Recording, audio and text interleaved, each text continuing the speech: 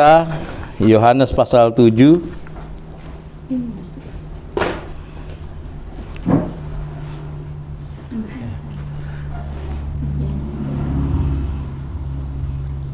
Ya, sebelumnya Shalom alaihim besem Hamasyiah. Hari ini tanggal berapa ya? Tanggal 12 ya, bulan 6. Ya. Kita belajar untuk tipika, terus belajar. Ya, sembahyang ini ya ajaran daripada ortodok. Ada beberapa ajaran termasuk pengajaran yang lurus dan juga penyembahan yang lurus atau penyembahan yang benar, dan juga penyatuan ya atau praktek hidup kita yang benar. Jadi ajaran ortodok itu ya atau ajaran iman rasuli atau apostolik ya, kalau hanya kita belajar tentang keapostolikan tetapi kita tidak mengambil dalam penyembahan yang benar atau penyatuan kepada ilahi yang benar atau karakter hidup kita, juga itu sama aja bohong ya, tidak ada gunanya ya. Makanya dikatakan ya yang namanya kebenaran ya dengan roh kita itu harus menyatu. Makanya dikatakan sembahlah Tuhan Allahmu di dalam roh dan kebenaran. Artinya roh itu penyatuan kita kepada ilahi, kebenaran itu adalah penyatuan kita kepada Kristus. Ya, kebenaran itu adalah Kristus sendiri. Itu sebabnya Kristus katakan, "Akulah jalan, kebenaran dan hidup." Ya. Jadi dialah kebenaran itu sendiri. Ya, seringkali orang-orang Kristen mengatakan, jadilah Alkitab yang terbuka, Alkitab yang terbuka. Bagaimana menjadi Alkitab yang terbuka? Ya, menyatu kepada Kristus sebenarnya. Ya, kalau kita sudah menyatu kepada Kristus, jadi Allah melihat kita adalah Kristus, bukan kita lagi yang ada dalam diri kita. Oke, kita buka dalam Alkitab kita. Ya, Yohanes pasal 7 ayat yang ke-37 ya sampai ayat yang 52. Ya. Dikatakan dalam berikutnya air sumber hidup. Dan pada hari terakhir, yaitu pada puncak perayaan itu, Yesus berdiri dan berseru, "Barang siapa haus, baiklah ia datang kepadaku dan minum. Barang siapa percaya kepadaku, seperti yang dilakukan oleh kitab suci, seperti yang dikatakan oleh kitab suci, dari dalam hatinya akan mengalir aliran-aliran air hidup." Yang dimaksudnya ialah roh yang akan diterima oleh mereka yang percaya kepadanya, sebab roh itu belum datang karena Yesus belum dimuliakan. Beberapa orang di antara orang banyak yang mendengarkan perkataan-perkataan itu berkata, "Dia ini benar-benar nabi yang akan datang." Yang lain berkata, "Ia ini Mesias." Tetapi yang lain lagi berkata, "Bukan Mesias, tidak datang dari Galilea, karena kitab suci mengatakan bahwa Mesias berasal dari keturunan Daud dan dari kampung Bethlehem, tempat Daud dahulu tinggal." Maka timbullah pertentangan di antara orang banyak karena dia. Beberapa orang di antara mereka mau menangkap dia, tetapi tidak ada seorang pun yang berani menyentuhnya. Maka penjaga-penjaga itu pergi kepada imam-imam kepala dan orang-orang Farisi yang berkata kepada mereka, "Mengapa kamu tidak membawanya?" Jawab penjaga-penjaga itu, "Belum pernah seorang pun manusia berkata seperti orang itu." Jawab orang-orang Farisi itu kepada mereka, "Adakah kamu juga disesatkan? Adakah seorang di antara pemimpin-pemimpin yang percaya kepadanya, atau seorang di antara orang-orang Farisi? Tetapi orang banyak ini yang tidak mengenal hukum Taurat, terkutuklah mereka. Nikodemus, seorang dari mereka yang dahulu telah datang kepadanya, berkata kepada mereka, apakah hukum Taurat kita menghukum seorang sebelum ia didengar dan sebelum orang mengetahui apa yang telah dibuatnya? Jawab mereka, apakah engkau juga orang Galilea? Selidikilah kitab suci dan engkau akan tahu bahwa tidak ada nabi yang datang dari Galilea. Ya, kita lihat di sini, ya, di dalam peringkup ini pembicaraan bagaimana banyak orang-orang ya berselisih paham tentang Yesus. Ya, tetapi dikatakan di ayat pertama adalah tentang air sumber kehidupan.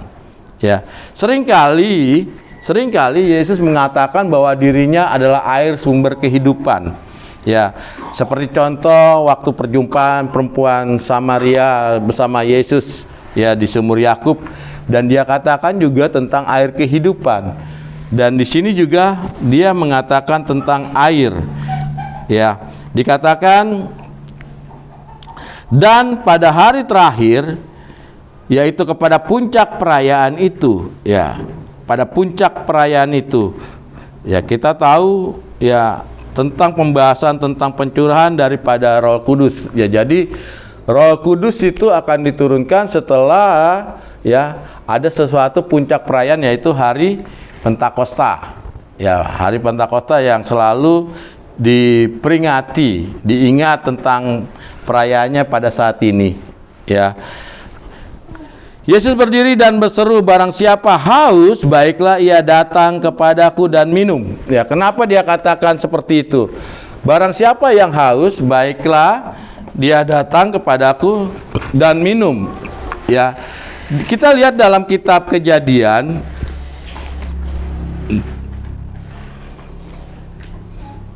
kitab Kejadian pasal yang pertama, ayat yang pertama.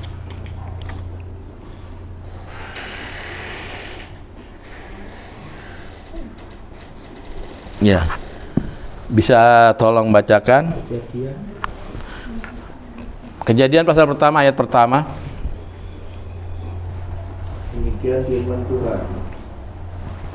Ya. Pada mulanya Allah menciptakan langit dan bumi. Ya, ayat 2. Bumi belum berbentuk dan kosong. Gelap gulita menutupi samudera raya, dan roh Allah melayang-layang di atas permukaan. Iya, dikatakan dalam bahasa aslinya dikatakan Ruah Elohim Mera Evet.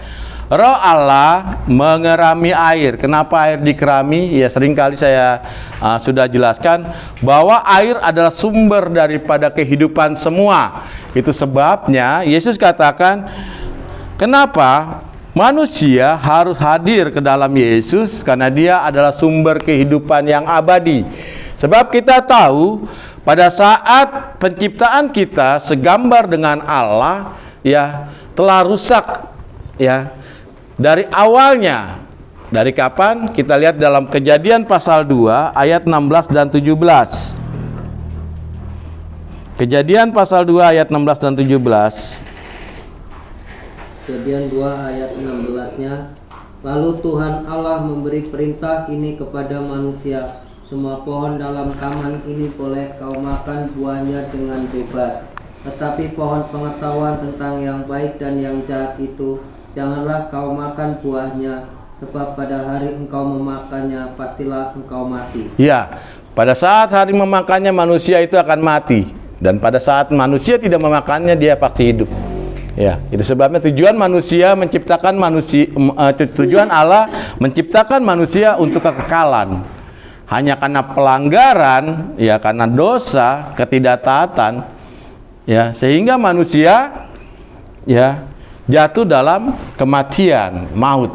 Ya, pelanggaran itu, ya, ketidaktaatan ya banyak sekali, ya. Apa yang kita tahu dalam kehidupan kita, ya, banyak ketidaktaatan. Ya, contohnya yang masih sekolah nih, misalnya nyontek, itu tidak taat. Ya, hati-hati, itu dosa. Ya, ya menyontek, ya, Iben betul. ya apalagi kalau disuruh orang tua nanti, ya, ketidaktaatan. Itu sifat, ya. Kalau kita lihat dan kita pelajari daripada firman Tuhan, ya, dahulu sudah ada ketidaktaatan waktu Adam, ya. Jadi ketidaktaatan bukan hanya kepada Allah saja, ya. Bentuk ketidaktaatan itu sifatnya pelanggaran, dosa, ya. Dan Yesus katakan, akulah, ya, jika kamu barang siapa yang haus, baiklah datang kepadaku. Ya, karena Yesus itulah sebenarnya sumber daripada air kehidupan, sumber keselamatan itu. Nah, saya coba menjelaskan, hati-hati sekarang ini banyak ajaran-ajaran yang aneh-aneh, yang unik-unik. Ya, itu sebabnya kenapa kita perlu dalam pengajaran para rasul, karena ajaran inilah yang saksi hidup di mana Yesus ada dan bersama-sama dan menyampaikan kebenaran firman Tuhan, menyampaikan apa yang diajarkan Yesus, dan Yesus itu para rasul itu saksinya. Itu sebabnya kita harus kembali kepada pengajaran para rasul. Saya dengar ada pengajaran katanya sudah terima Tuhan Yesus, yang penting selamat, ya udah selamat. Ya. Nah, ini hati-hati pengajaran ini, sekali selamat tetap selamat, dan ini timbul di Pekanbaru. Hati-hati. Kalau kita tidak memahami dengan Alkitab dengan benar dan tidak kita kembali dengan ajaran para rasul, itu akan banyak penyesat. Ya. Tidak ada ajaran sekali selamat tetap selamat. Yang penting terima Tuhan Yesus, dibaptis, selamat, udah. Mau ada kita kesalahan apapun, kita mati di dalam Yesus dan tidak meninggalkan Yesus, tetap selamat. Apakah begitu ajaran Alkitab? Ya, coba kita lihat, ya. 2 Korintus pasal 1 ayat 21 dan 22. 2 Korintus, ya, pasal yang pertama ayat 21 sampai dan 22. Coba bacakan.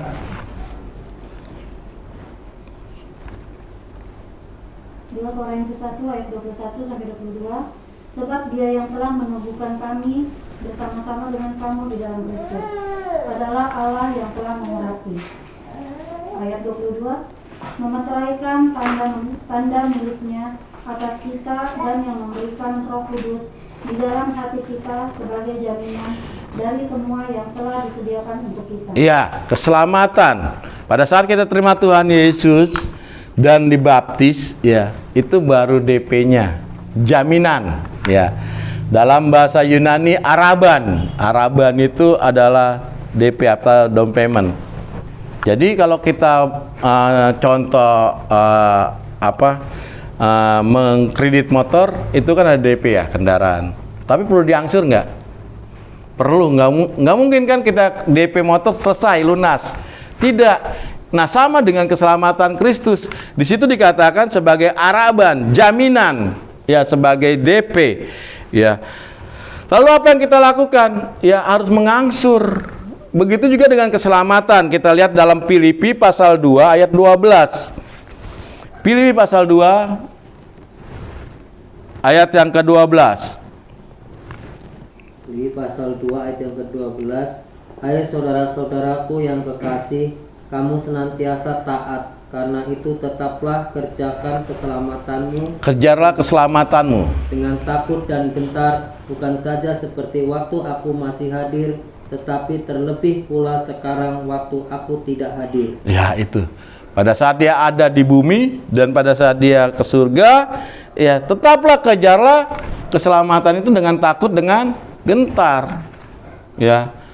Dengan ketaatan kita. Ya. Berarti keselamatan itu harus kita jalankan dengan takut dan gentar. Bagaimana rasa takut? Ya, menyatu dengan Allah, mentaati apa yang memang Yesus ajarkan kepada kita semua. Jadi setelah kita menerima Tuhan Yesus dan dibaptis, berarti ada mengerjakan keselamatan nih. Jadi belum tentu kita selamat, belum. Penjaminan keselamatannya kapan? Yang pasti. Ya, kita lihat di dalam 1 Petrus pasal yang pertama, ayat yang kelima.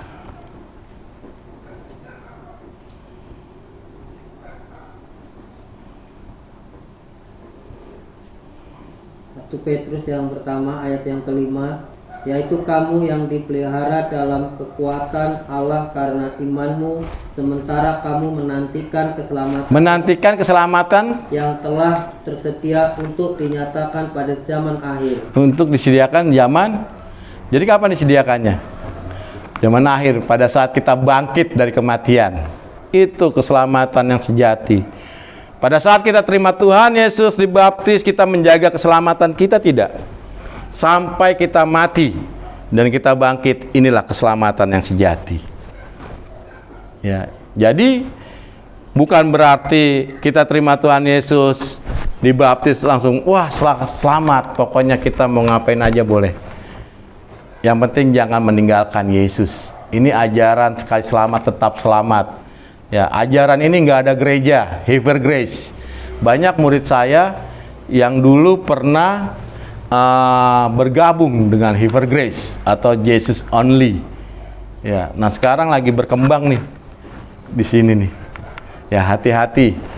Justru itulah kenapa kita harus banyak belajar tentang kebenaran firman, supaya tidak gampang digoncangkan dengan pengajaran-pengajaran yang di luar daripada para rasul.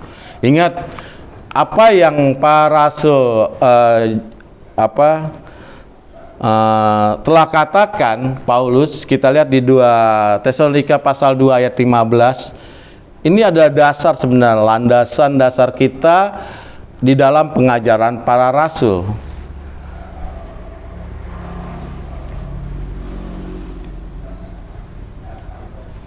Tesalonika 2 Ayat 15.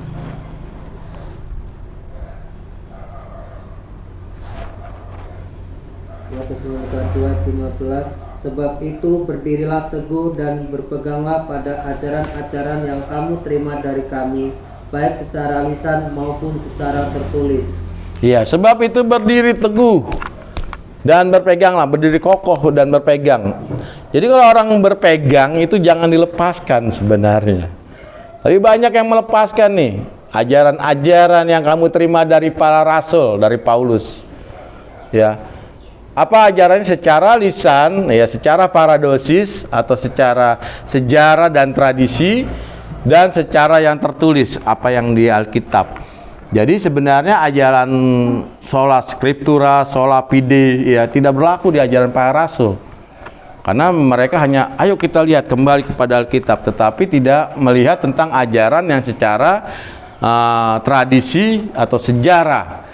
Ya, sebab pengajaran para rasul bukan hanya kitab Injil saja, tetapi ada pengajaran sejarah dan tradisi. Ya. Banyak pengajaran tradisi-tradisi yang dilakukan, yang dikanon pada sejaman perkanonan daripada perjanjian baru, seperti yang namanya kitab Didache.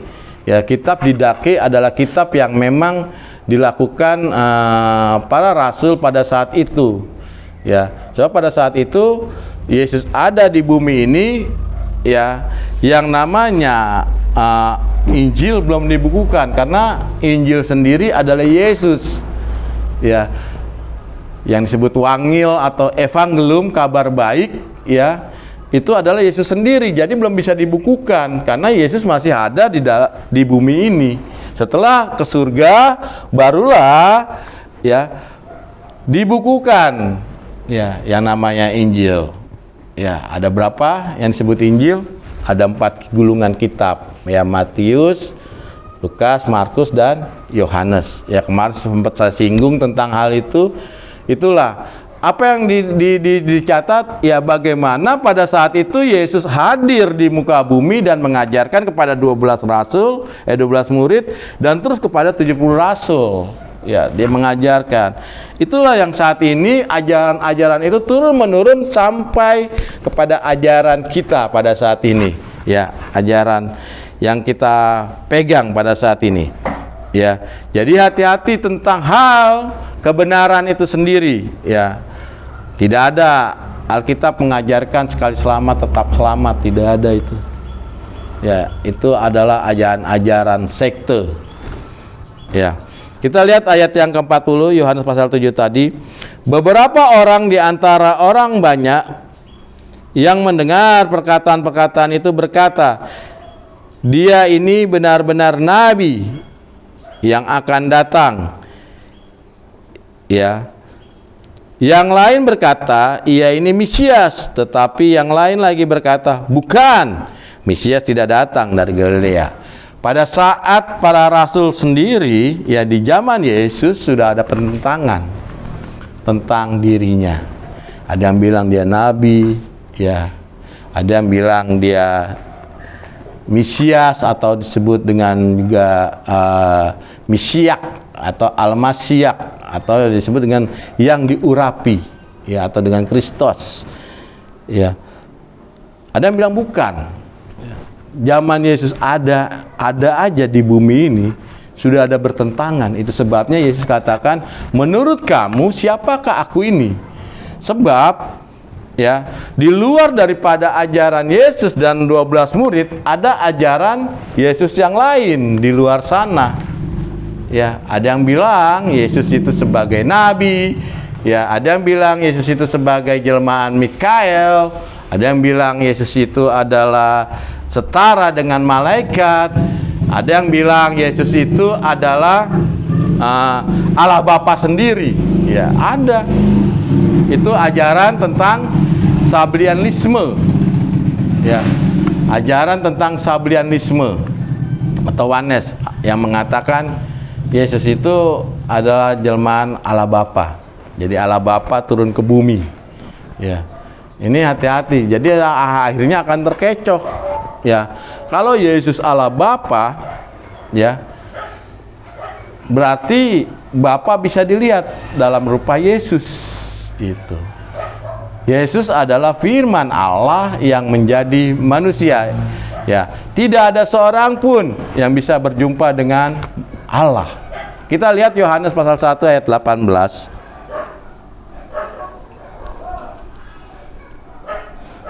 Yohanes pasal 1 ayat 18. Tidak seorang pun yang pernah melihat Allah, tetapi anak tunggal Allah yang ada di pangkuan Bapa, ialah yang menyatakannya. Iya, tidak ada seorang pun yang bisa melihat Allah, tapi yang dilihat adalah anak tunggal, yaitu firman, atau yang disebut dengan Yesus secara teofani, ya, secara penampakan. Ya, tidak ada seorang pun yang bisa melihat Allah. Ya. Ya, hari-hari ini banyak nih pengajaran-pengajaran aneh gitu. Saya dengar. Dulu saya juga begitu. Bentar-bentar, oh saya mendengar suara Allah, saya mendengar suara Tuhan. Tuhan suruh saya begini. Wah, ini hati-hati ya. Apalagi sekarang banyak yang mengaku rasul, mengaku nabi. Padahal zaman para rasul dan nabi telah ditutup oleh Yohanes Pembaptis. Ya. Jadi kalau ada yang mengaku rasul dan nabi, ya bagi saya ya nabi-nabi palsu. Ya rasul-rasul palsu. Tidak ada. Ya, tiba-tiba zaman sekarang ada rasul, tiba-tiba zaman sekarang ada nabi. Ya, siapa yang mengurapi? Dari rasul siapa pengurapan itu? Dan pengurapan itu harus turun-menurun. Ya. Zaman kita adalah zaman jana suci atau orang-orang kudus, orang-orang suci. Orang-orang yang mau mendekatkan diri kepada Allah, yang mau menyatu dengan Allah dalam kodratnya kembali. Ya, banyak sekali orang-orang kudus. Ya, bagaimana kita bisa melihat tentang hal itu, orang ini kudus atau tidak? Ya, kita yang menilai, dengan Allah yang menilai. Ya, kalau bagi saya, ya sering saya melihat orang-orang yang sudah boleh dikatakan, ya gimana? Saya juga bingung. Dia katakan saya nggak perlu dunia ini. Ya. Kadang-kadang ngomong ini rumah saya, nanti kalau saya mati, saya tinggal dikubur di sana. Nah ini untuk kalian semua. Ya, itu pernah ada yang berkata seperti itu kepada saya. Ya, yaitu siapa? Romo Daniel. Romo Daniel katakan, saya hidup sendiri, saya nggak punya keluarga. Kalau saya mati, padepokan ini adalah milik kalian. Tinggal kalian yang mengembangkan ajaran para rasul ini. Saya cuma minta tanah sedikit, kata dia, di samping. Ya, seukuran dia. Itu aja dia minta. Ya, setelah itu padepokan itu ya milik kita bersama untuk mengembangkan ajaran iman rasuli. Jadi tidak ada turun-menurun. Wah, ini saya yang melayani, ini jemaat saya, ini gereja saya, pokoknya ini turun buat anak saya. Nggak bisa yang lain. Itu nggak ada. Itu sebabnya ya ajaran para rasul, kenapa yang namanya Romo ada yang tidak menikah? Karena untuk menjaga inventaris Allah. Gereja itu adalah inventaris Allah, tidak bisa diturunkan. Ya, siapapun boleh menjadi romo kalau itu memang panggilan. Ya, jadi jangan bilang, oh ini gereja saya, ini buat anak cucu saya, besok saya mentabiskan anak saya. Dianya meninggal, ya anak yang teruskan. Kalau nggak anaknya, istrinya terus gitu. Ya. Jadi tidak ada yang namanya inventaris Allah dikembalikan kepada Allah. Itu sebabnya kenapa ada romo yang tidak menikah, itu adalah karunia atau yang disebut panggilan. Tidak semua orang tidak diwajibkan. Tetapi panggilan kita kalau memang tidak bisa, tidak mau menikah dan mau menjadi romo, karena itu kan calon uskup ya, untuk menjaga inventaris Allah, yaitu gerejanya. Gerejanya itu adalah milik Allah. Ya, jadi tidak ada oh ini jemaat saya, nggak ada ya. Saudara juga di sini bukan jemaat ortodok. Ini jemaatnya Allah. Ya, saudara mau pindah dari ajaran iman rasul ya silakan. Ya, kita juga tidak akan memaksakan, karena di sini yang butuh penyatuan kita kepada Allah adalah kita sendiri. Itu sebabnya kenapa sih gereja ortodok itu ya kalau tidak ibadah dikunjungin, enggak, karena harus ada timbul dari rasa sendiri, kesadaran sendiri. Kita sendiri butuh nggak menyatu dengan Allah? Kalau butuh ya mari kita sembahyang sama-sama. Ya, saya pun juga sama seperti saudara, bukan berarti oh Pak Rama ini ada lebih dulu di sini pengajar. Enggak, saya juga sama belajar untuk menyatu dengan Allah. Ya, karena kita tahu kedagingan ini kuat. Ya, roh kan penurut ya, kedagingan lemah ya. Ya kadang-kadang ya udah mau sembahyang ya nggak tahu, karena kedagingan malas ya udah, nggak usah lah sembahyang, besok aja nanti gitu. Padahal itu kebutuhan kita, bukan kebutuhan oh biar nggak enak sama Pak Rahman. Jangan, saya nggak butuh itu. Ya, saya hanya membagikan kebenaran dan saudara ya melakukan gitu. Ya.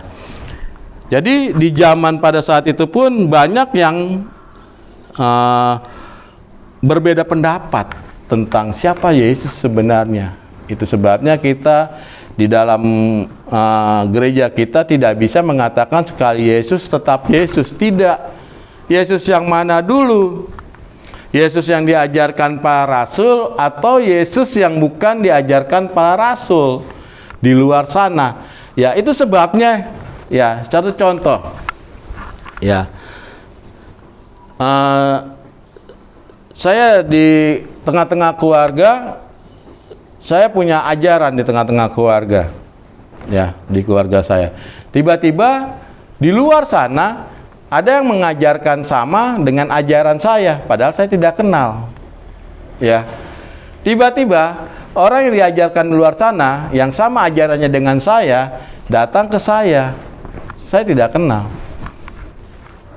Lalu datang, kok mirip nih ajarannya gitu. Pasti kan saya bilang, siapa kamu? Kok tahu ajaran saya? Gitu.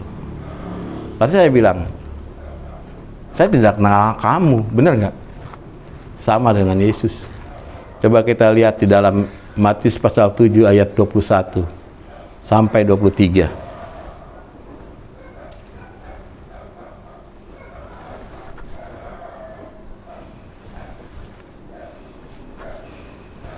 Matius 7 ayat 21. Bukan setiap orang yang berseru kepadaku, Tuhan, Tuhan, akan masuk ke dalam kerajaan surga, melainkan dia yang melakukan kehendak Bapa-Ku yang di surga. Iya. Di hari terakhir banyak orang akan berseru kepadaku, Tuhan, Tuhan, bukankah kami bernubuat demi nama-Mu dan mengusir setan demi nama-Mu dan mengadakan banyak mukjizat demi nama-Mu juga? Pada waktu itulah aku akan berterus terang kepada mereka dan berkata, aku tidak pernah mengenal kamu, menyalah daripadaku, kamu sekalian pembuat kejahatan. Iya. Itu dia kata, bukankah semua orang bersorak-sorai ya mengatakan Tuhan, Tuhan. Ya.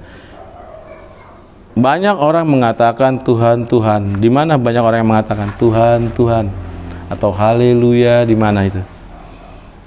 Tempat ibadah. Bukankah kami bernubuat, kami menyembuhkan orang, kami begini. Tapi Yesus katakan apa? Nyala dari hadapanku, aku tidak mengenal. Kenapa apa? Karena yang diajarkan, ya, dia tidak mengenal Yesus yang mana. Ya,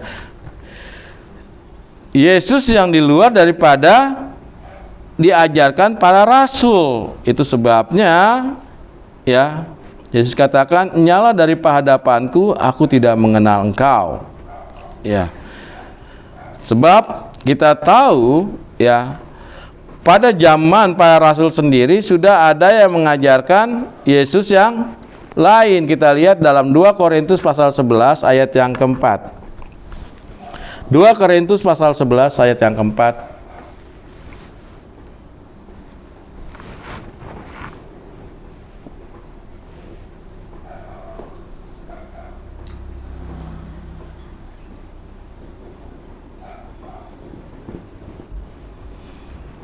Bukan 11 ayat yang keempat. Sebab kamu sabar saja jika ada seorang datang memberitakan Yesus yang lain daripada yang telah kami beritakan, atau memberikan kepada kamu roh yang lain daripada yang telah kamu terima, atau Injil yang lain daripada yang telah kamu terima. Iya, sebab kamu sabar saja jika ada seorang datang memberitakan Yesus yang lain daripada yang telah kami beritakan. Siapa kami? Paulus. Ya, siapa Paulus? Para rasul.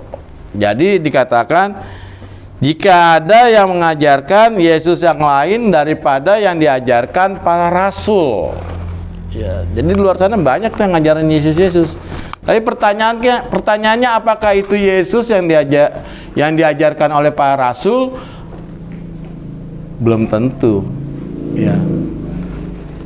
Sebab selama ini, ya, selama saya lihat tidak pernah saya mengetahui tentang apa yang diajarkan para rasul. Satu contoh, kita buka dalam Kisah Para Rasul pasal 2 ayat 42.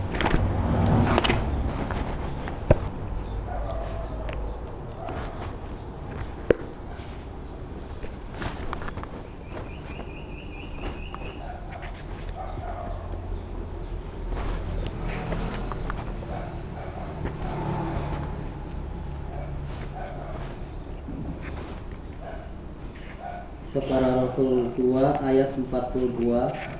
Mereka bertekun dalam pengajaran rasul-rasul dan dalam persekutuan, dan mereka selalu berkumpul untuk memecahkan roti dan berdoa. Iya. Saya bacakan dalam Alkitab ini, ya.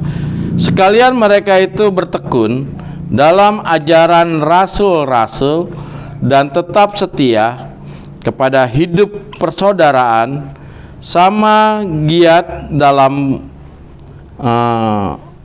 pemecahan roti, atau yang kita tahu dengan perjamuan, dan sembayang.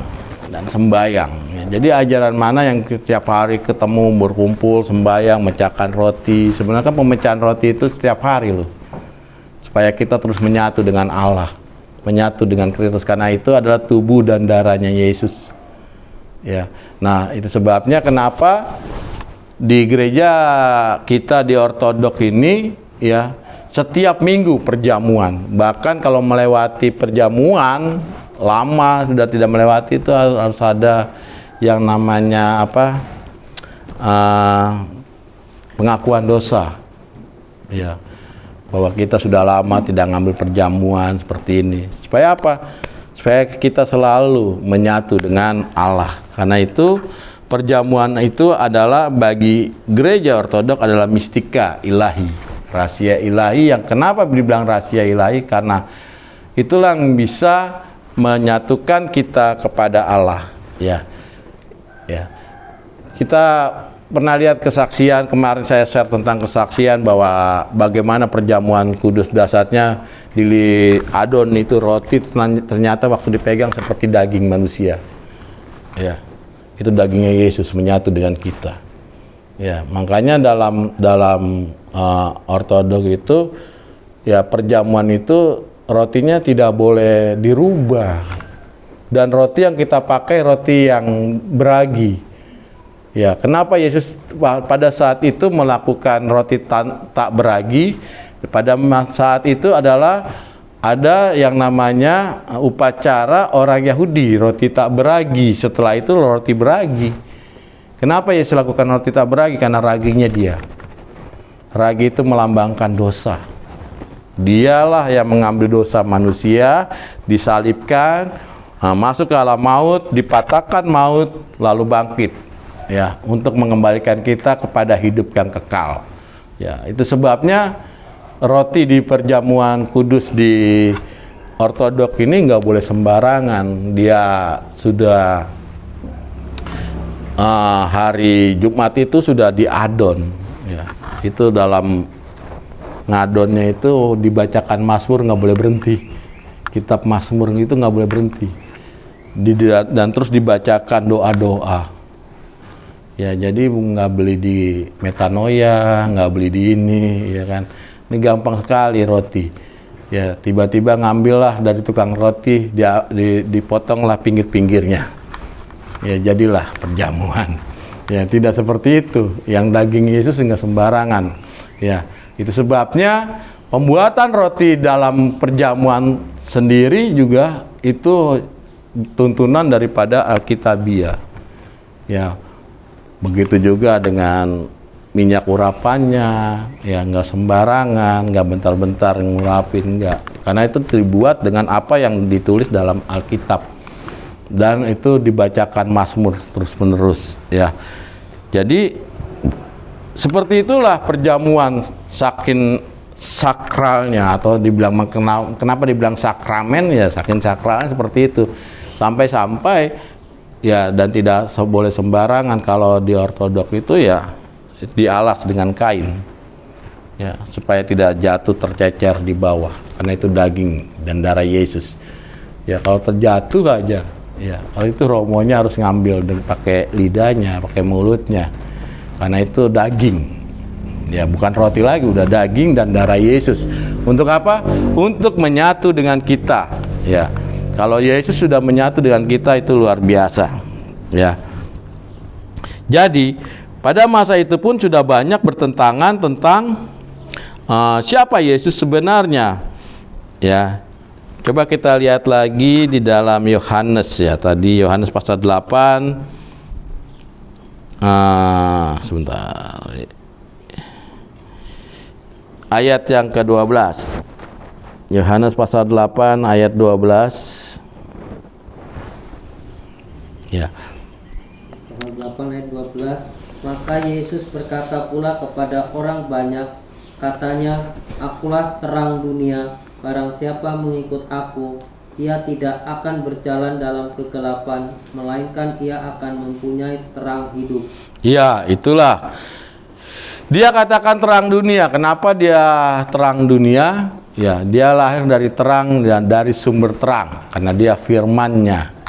Ya, itu sebabnya firman itulah yang diturunkan nuzul ke dunia ini.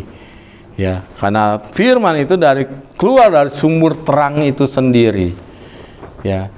Makanya kata surga di dalam Alkitab itu terambil dalam bahasa Sanskerta. Ya, surga itu dari kata suarga. Suar itu menuju, ga itu cahaya. Jadi kalau kita mau masuk ke dalam surga, berarti kita menyatu kepada cahaya yang sumber terang. Siapa sumber terang? Ilahi. Itu sebabnya kita menyatu kepada ilahi, sumber terang itu sendiri. Ya. Jadi kalau kita melihat Allah, kita ingin mendekati Allah, kalau kita masih di luar daripada Kristus, ya kita akan terbakar. Ya, jadi sebenarnya jangan salahkan Allah, ya salahkan kita. Kenapa kita tidak mau menyatu dengan Kristus? Dan kita membawa dosa, begitu berhadapan dengan Allah, kita menghampiri Allah, kita terbakar. Jadi Allah tidak menyiksa, ya. Tergantung daripada pribadi lepas pribadi. Apakah kita mau menyatu dengan Kristus? Ya. Kalau kita menyatu dengan firman, ya yang Allah lihat adalah firman-Nya, adalah Kristusnya, bukan kita lagi. Karena dikatakan hidup kita bukan kita lagi, yaitu Kristus yang ada di dalam diri kita. Ya. Itu sebabnya kita harus menyatu dengan Kristus. Itu penting sekali. Ya. Bagaimana langkah awal? Melalui baptisan. Coba kita lihat ya, Galatia pasal 3 ayat 27.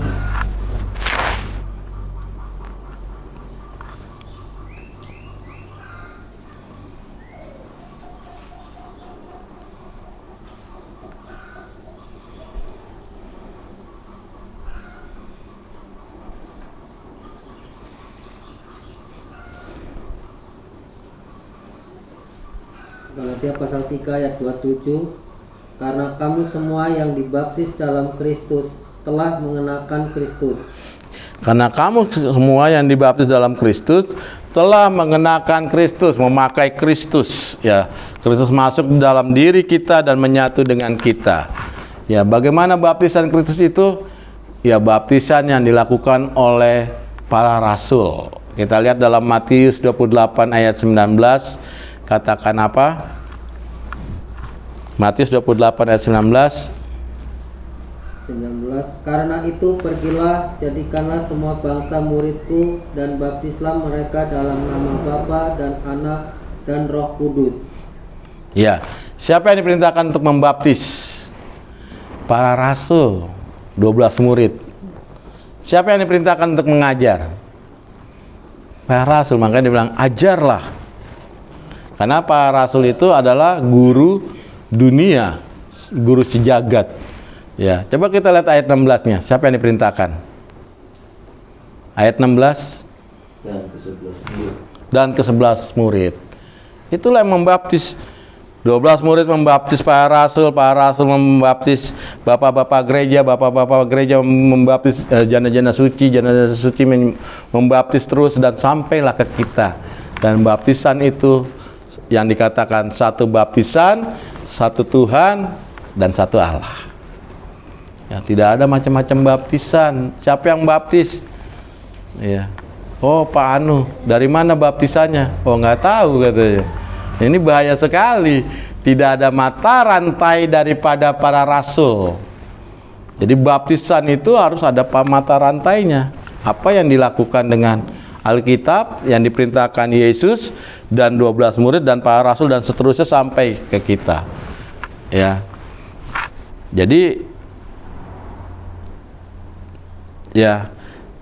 Jadi baptisan itu juga nggak sembarangan, ya. Penting sekali karena kalau kita mau masuk dalam pengajaran dan satu cawan dengan para rasul, satu cawan dengan Kristus, ya kita kembali kepada baptisan para rasul. Ya. Saya berapa kali baptis ya? 3 ya, sampai di Advent tuh ada di rumah tuh saya clipping surat baptisan. Ya, tetapi terakhir ya saya tahu bahwa ini yang benar dan saya pelajari dengan detail karena saya memang banyak belajar tentang gereja-gereja. Oh iya tuh. Saya banyak coba mencari tentang pendapat saya tentang ajaran ortodoks, ternyata dibantah semua karena dia punya dasar-dasar, punya dalil dan segalanya. Ya kebanyakan ajaran kita ya hanya pola pikir, apa pengertian kita ya kita debatkan seperti itu. Ya. Jadi Ya, di sini kita belajar bagaimana kita merasa haus. Kalau kita merasa ingin haus dan merasa tentang keselamatan, ya kita menyatu kepada Kristus. Ya, langkah awal melalui baptisan. Ya, nah siap-siap tuh yang mau baptis. Ya, ini nggak sembarangan. Ya, serahkan diri. Biasanya sebelum baptisan itu, misalnya baptisan malam, misalnya jam 7 atau jam 8, ya paling tidak jam 12 sudah puasa. Ya, atau baptisannya dimulai pagi, ya mulai jam 10 malam sudah berpuasa. Ya, menyiapkan diri kita, karena ini bukan hanya sebatas sakramen, tetapi ini adalah mistika ilahi. Bagaimana baptisan itu sendiri bisa menyatukan dengan kita. Dan baptisan itu bukan upacara, bukan simbol, ya, bukan tanda, tetapi itu adalah mistika ilahi, karena baptisan itu menyelamatkan kita. Ya, upacara apa yang bisa menyelamatkan? Nggak ada. Jadi baptisan itu bukan tanda, bukan upacara. Ya, seperti yang saya dengar di luar sana, ajaran banyak tuh. Apa sih baptisan? Tanda dari pertobatan atau upacara pertobatan. Tidak ada.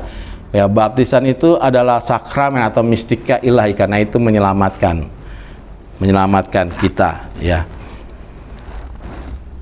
ya coba kita lihat dulu yuk, di 1 Petrus ya, pasal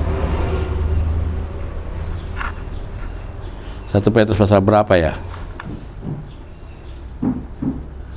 Tentang baptisan itu keselamatan.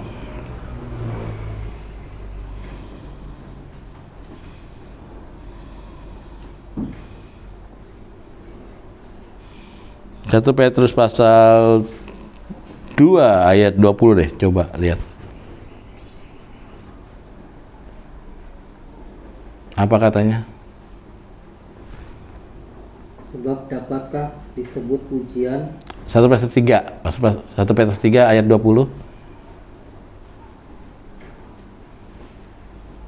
yaitu kepada roh-roh mereka yang dahulu pada waktu Nuh tidak taat kepada Allah, ketika Allah tetap menanti dengan sabar waktu Nuh sedang mempersiapkan bahteranya, di mana hanya sedikit, yaitu 8 orang yang diselamatkan oleh air bah itu. Stop, yang diselamatkan oleh air bah. Ini simbolik daripada baptisan. Hanya sedikit. Ya, sedikit. Makanya firman Tuhan katakan apa? Banyak yang terpanggil, sedikit yang kupilih. Gitu. Orang kalau dikasih tahu ajaran para rasul, alergi. Karena menyatu dengan ilahi. Ya, kalau di luar ajaran para rasul kan masih bisa ya nego-nego lah. Ya kan, tapi di ajaran para rasul udah nggak bisa. Itu hanya sedikit yang diselamatkan oleh air bah. Ya, ayat 21. Juga kamu sekarang diselamatkan oleh kiasannya, yaitu baptisan. Diselamatkan oleh kiasannya, yaitu apa? Baptisan.